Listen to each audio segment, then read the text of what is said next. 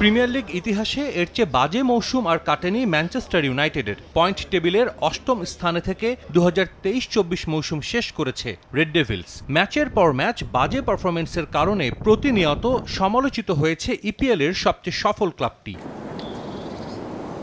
দলের এমন বাজে ফলাফলের জন্য দায়ী করা হয় একজনকেই, United manager Erik ten Hag. 2 বছর আগে দায়িত্ব নেয়া এই ডাচ একটা সময় তার কোচিং দর্শনের জন্য প্রশংসিত হলেও তার প্রতিফলন দেখাতে পারেননি ওল্ড ট্র্যাফোর্ডে। ধারণা করা হচ্ছিল এফএ কাপের ফাইনালে ম্যান সিটিকে হারিয়ে শিরোপা জিতলে চাকরিটা হয়তো বাঁচাতে পারবেন সাবেক আয়াক্স বস, কিন্তু সে পর্যন্ত আর অপেক্ষা করল না ম্যান ইউনাইটেড কর্তৃপক্ষ। ওয়েমব্লির ফাইনালের আগেই তাকে জানিয়ে দেওয়া হয়েছে মৌসুম শেষেই বিদায় নিতে হবে, যদিও তার চুক্তির এখনও 1 বছর বাকি।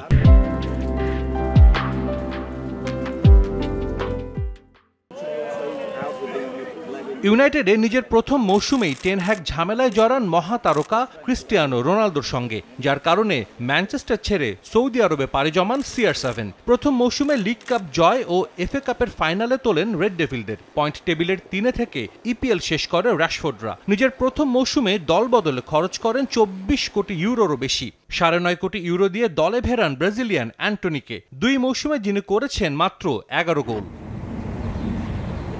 পরের মৌসুমেও ট্রান্সফার মার্কেটে 20 কোটি ইউরোর বেশি অর্থ খরচ করেন, কিন্তু কোনো লাভ হয়নি। এবার মাঠে আরও বাজে ফলাফল। ইপিএল ইতিহাসে প্রথমবারের মতো ইউনাইটেড এক মৌসুমে গোল করার চেয়ে হজম করেছে বেশি। সব মিলিয়ে ধৈর্যের বাঁধ ভেঙে যায় কর্তৃপক্ষের। স্যার জিম র্যাডক্লিফের সিদ্ধান্তে বরখাস্ত হচ্ছেন টেন হ্যাগ।